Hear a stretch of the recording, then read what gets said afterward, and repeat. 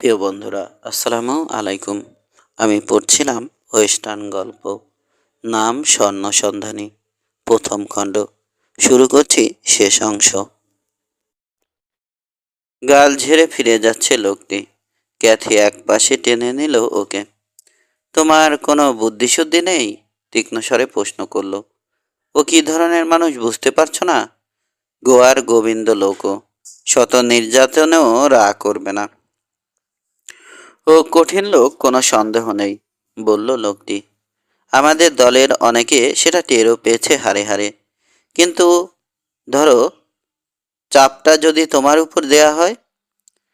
এই নারকীয় প্রস্তাবে মহিলার গাল রং হারালেও দীর্ঘস্বরে জবাব দিল, তাতেও কোনো লাভ হবে না। ও আমার ভালোবাসার মানুষ নয়। আর এসব গানম্যানদের ওসব অনুভূতি থাকেও না। তাছাড়া নরম আদুরে চোখে চাইল। তুমি আমাকে কষ্ট দিতে পারবেও না, চাক। আমার নাম কে বলেছে তোমাকে? সন্দেহ ফুটল লোকটির কণ্ঠে। একজন তোমাকে ডাকছিল, তখন শুনেছি, বুঝিয়ে বলল মেয়েটি। তুমি রাগ করলে? বিড়বিড়িয়ে সাপ সাপান্ত করে মুখোশের ফুটো দিয়ে ও লোভী চোখজোড়া চেটে নিল মেয়েটিকে আপদ মস্তক। আস্থাপূর্ণ মৃদু হাসি ফুটল ক্যাথির ঠোঁটে। ওই কিছু বলো, ফের প্রশ্রয় দিল। তুমি সুন্দরী, ঠিক কথা, স্বীকার করলো চাঁদ। কিন্তু তোমার প্ল্যানটা কি? ওকে তুমি আমার হাতে ছেড়ে দাও, বলল মেয়েটি। ওকে আমি বুঝিয়ে সুঝিয়ে পথে আনতে পারবো, তবে সময় লাগবে। আর আমাদের দুজনকে একসঙ্গে থাকতে হবে। কতক্ষণ? তা দিন কয়েক তো বটেই। শক্ত লোক জানোই তো। হ্যাঁ, আর ল্যাড ওদিকে খনি ফাঁক করে দিক, আপত্তি জানালো লোকটি। হাসটি ওর বন্ধু, ওকে ছাড়া যাবে না বুড়ো, নাছরের মতন বলে মুচকি হাসল ক্যাথি। আমাকে তাড়াতে পারলে বাঁচো না? মুখোশের পেছন থেকে চাপা হাসি শোনা গেল। আমরা যখন শোনার জন্যে যাব তখন তোমাকে সঙ্গে নেব। বেশ, দিলাম 2 দিন সময়। এর মধ্যে ওকে লাইনে আনতে পারো কিনা দেখো, নইলে নিজের রাস্তা ধরতে হবে আমাকে। অশুভ হাসিটা বাজছে ক্যাথির কানে। পাঞ্চারটির কাছে গেল। অধৈর্য চোখে ওদের আলোচনা লক্ষ্য করছিল হ্যাসটি। মহিলা কি বলছে না শুনলেও ওর জন্যে কাকুতি মিনতি করছে বুঝে বিরক্ত হয়েছ। আমাদের হাতে 2 দিন সময়, বসে পড়ে বলল ক্যাথি। মাত্র 2 দিনে তোমাকে আমার প্রেমে পাগল করে শত্রুর কথায় ওঠবোস করাতে হবে। কি কঠিন কাজ, বাপরে। খুশিয়াল কণ্ঠে শুরু করলেও শেষটা করলো তিক্ত স্বরে। আর গাধাটাও ভেবেছে আমি চেষ্টা করব। তোমার প্রতি আমার কৃতজ্ঞ হওয়া উচিত, কিন্তু আরম্ভ করলো হ্যাসটি। বোকার মতো কথা বলো না, থামিয়ে দিল ক্যাথি। আমি শুধু নিজের কথাই ভাবছিলাম। তোমাকে ঠুটো করে দিলে বদমাশগুলোর হাত থেকে বাঁচব কিভাবে? এবার পাল্টে গেল ওর আচরণ। কিন্তু কিছু মনে করো না ইঞ্চ, আমি আসলে ওভাবে বলতে চাইনি। আরে ছাড়ো ওসব। আমাদের এখন শত্রুদের চোখে ধুলো দিয়ে এখান থেকে পালানোর চিন্তা করতে হবে, বলল হ্যাসটি। সেদিন এবং তার পরদিন কেটে গেল, কোনো সুযোগ এলো না। সর্বক্ষণ চোখ রাখা হয়েছে বলে বাঁধন নিয়ে নাড়াচাড়ারও চেষ্টাও ব্যর্থ হলো। রাত নামলে ক্যাথিকে নিয়ে যাওয়া হয় তাঁবুতে। দ্বিতীয় দিন সন্ধে ঘনালে দেখা গেল ভগ্ন হৃদয়ে আগের জায়গায় বসে রয়েছে দুজনে। আমাদের কিছু একটা করতে হবে, মরিয়া হয়ে বলল ক্যাথি। আজ রাতে জবাব চাইবে চাক। জানোয়ারটা মনে করতে শুরু করেছে আমাকে কিনে নিয়েছে। এখান থেকে পালানোর কি কোনো উপায় নেই? যেভাবে বেঁধেছে তাতে গিটগুলো খুলতে প্রচুর সময় প্রয়োজন, কিন্তু সময় পাচ্ছি কই? একটা ছুরি যদি শুধু থাকতো। ছুরি? হিসিয়ে উঠল ক্যাথি। কি বোকা আমি, আমার সঙ্গে সবসময় ছুরি থাকে। আর ওরা আমাকে পরীক্ষাও করেনি। সামনে বাঁধা দুহাত পোশাকের বুকের কাজটা হাতে পড়ে গেল। নাগাল পাচ্ছি না ইন্স, বলল। তুমি একটু দেখো না। ওর দিকে ঝুঁকে বসলো ক্যাথি এবং ফিকে হয়ে আসা আলোয় একটা মসৃণ সাদা গ্রীবা ঝলসে উঠতে দেখলো হাঁসটি। ওর আঙুলের ছোঁয়া নরম চামড়ায় শিহরণ তুলেছে বুঝতে পারল।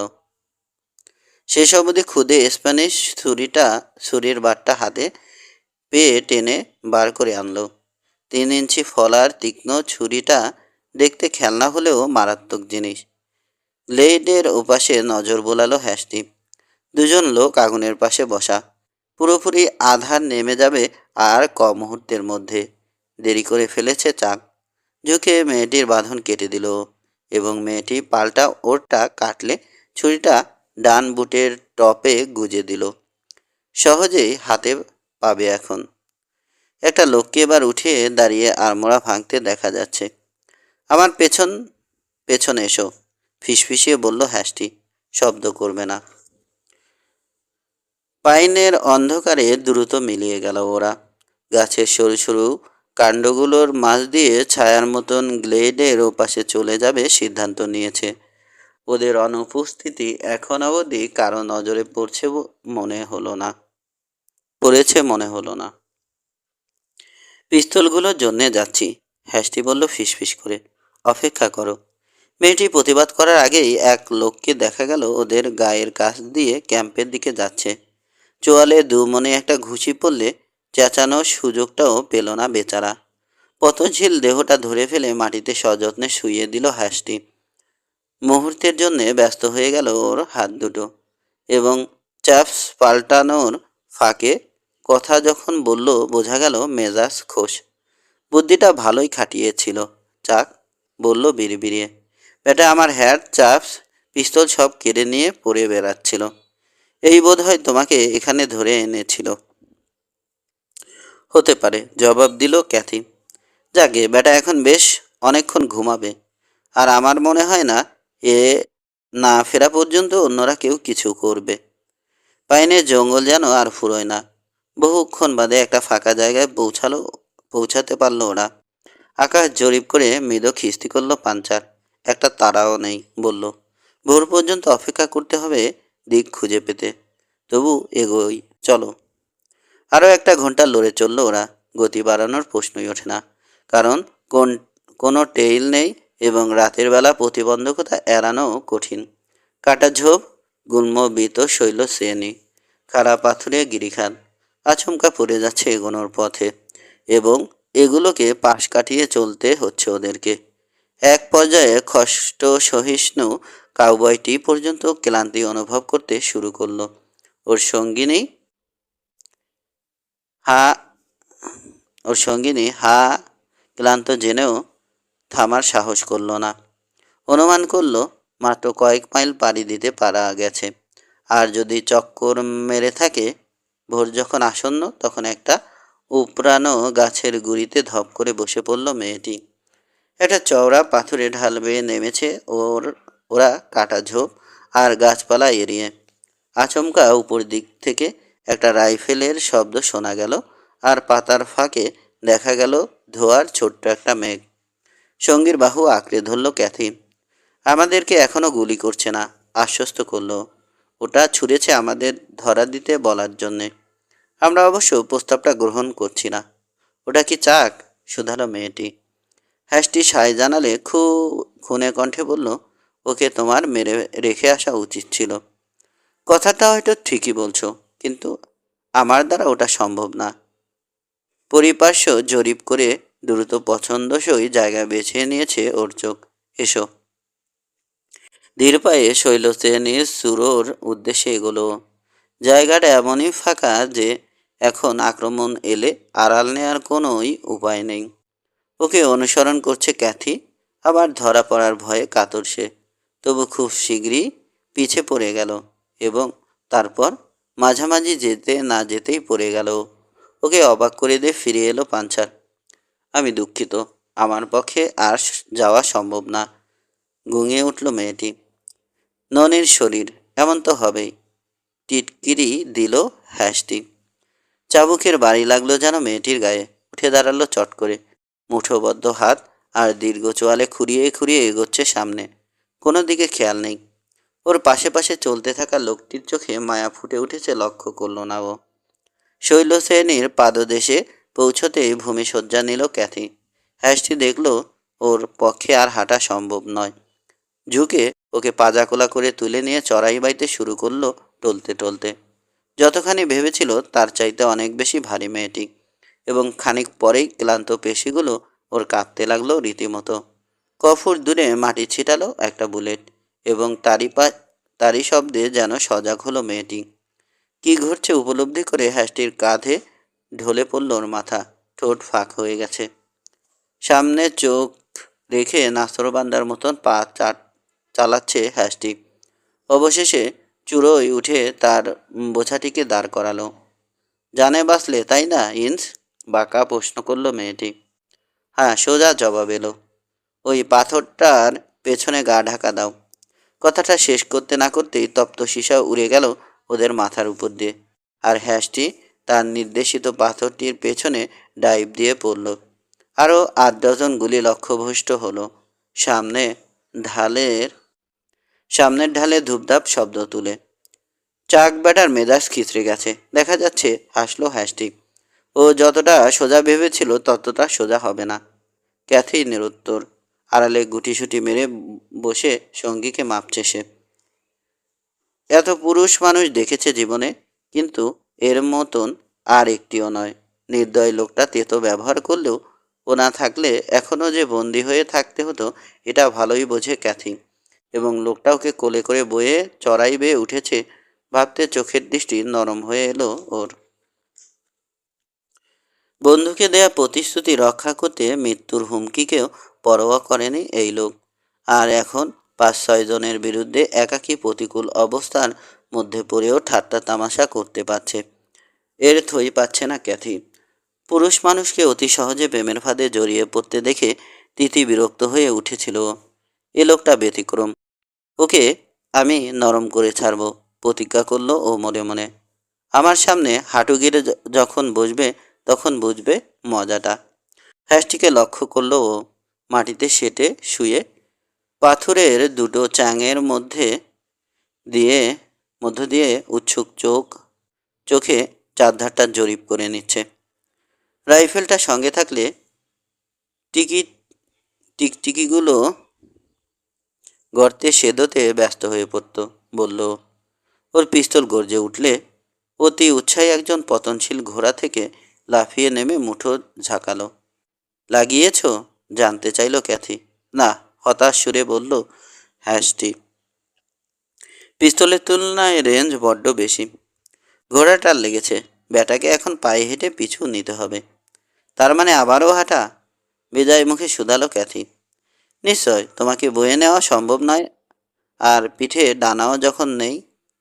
সন্ধে পর্যন্ত এখানে থাকলে ওরা কোনো এক ফাঁকে এসে ঘিরে ফেলবে। তাছাড়া পানিও তো নেই। ওরা দুজনেই সত্যটা সম্বন্ধে পূর্ণ সচেতন। পূবের লাল গোলকটা ইতিমধ্যেই অসুবিধের সৃষ্টি করতে লেগেছে। উপত্যকার নিচ দিকে ঝুলে রয়েছে রক্তবর্ণ কুয়াশা। ছায়া আছে এমন জায়গা বাঁচতে পারতে তুমি? নালিশ জানালো মেয়েটি। হ্যাঁ, বলল হাসটি। সূর্যটাকে উঠতে মানা করতেও পারতাম। ফের গর্জন ছাড়ল ওর পিস্তল। 1 নম্বর, বলল। মানে? ক্যাটল ব্র্যান্ড করার সময় এটা বলি আমরা, ব্যাখ্যা করলো। এখন এর অর্থ একটা ডাকাত কমলো। ক্যাথির মতন শক্ত মনের মেয়েও কেঁপে উঠল। কিন্তু সঙ্গে সঙ্গেই মনে পড়ে গেল বক্তা নিজের এবং তার জীবনের জন্য লড়ে যাচ্ছে। হ্যাসটির দ্বিতীয় মন্তব্যটি ভিন্ন খাতে প্রবাহিত করল ওর চিন্তাধারা। হে, ওরা আসছে। শত্রুরা লোকবল হারিয়ে বিরক্ত হয়ে অথবা আক্রমণকেই শ্রেষ্ঠ পন্থা ধরে নিয়ে আচমকা ঝোপ থেকে বেরিয়ে ছুটে আসতে লাগলো শৈলচেনের উদ্দেশ্যে। উচ্চকণ্ঠে চিৎকার চেঁচামেচি করছে। সংখ্যায় 5 জন ওরা। হ্যাসটি হাঁটু গেড়ে বসেছে, দুহাতে পিস্তল। লোকগুলো মাঝপথ পর্যন্ত না আসা অবধি অপেক্ষা করলো, এবং তারপর অবিশ্বাস্য ক্ষিপ্ততায় হ্যামার উঠল এবং পড়ল। থেকে থেকে ধ্বনিত হলো বজ্র নিনাদের মতন শব্দ। দুটো ঘোড়া মুখ থুবড়ে পড়ল এবং একজন রাইডার নিস্পন্দন হয়ে গেল। দ্বিতীয় লোকটি মাটি থেকে চোখের নিমেষে উঠেই পাই পাই করে ছুটল উল্টো মুখে। অন্য 3 জনের মধ্যে একজন ঝুলছিল স্যাডলে। এবার তারাও অনুসরণ করল সঙ্গীকে। ওরা পাহাড়ের উঁচুতে উঠে না যাওয়া পর্যন্ত চোখ ফেরালো না হ্যাসটি। জান নিয়ে ভেগেছে, বলল ও। ক্যাথি উঠে ঢালের নিচে চোখ রাখল। নগ্ন রোদে হাত পা ছড়িয়ে পড়ে রয়েছে মৃত লোকটি আর ঘোড়া দুটি। একটি জানোয়ার উঠে দাঁড়ানোর ব্যর্থ চেষ্টা চালালো।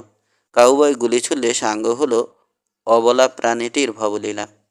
এই আপাতত নিষ্ঠুর দৃশ্যটি অবলোকন করে শিউরে উঠল ক্যাথি। এত রক্ত ঝরিয়েও তোমার স্বাদ মেটেনি? তীব্র কণ্ঠে প্রশ্ন করল। স্থির চোখে ওর দিকে চাইল কাউবয়। আমি ঘোড়া ভালোবাসি। ওটার পা ভেঙে গিয়েছে। জখম জানোয়ারের সঙ্গে বাজ কেমন ব্যবহার করে দেখেছ কখনো? সবার আগে চোখ দুটো ঠুকরে তুলে নেয়। আর বলো না। প্রায় আত্মচিৎকারের মতন শোনালো ক্যাথির কথাগুলো। চলো যাই। রওনা দেওয়ার একটু পরেই একটা ঝর্ণা খুঁজে পেয়ে কাটা চেরা হাত মুখ ধুয়ে নিল ওরা।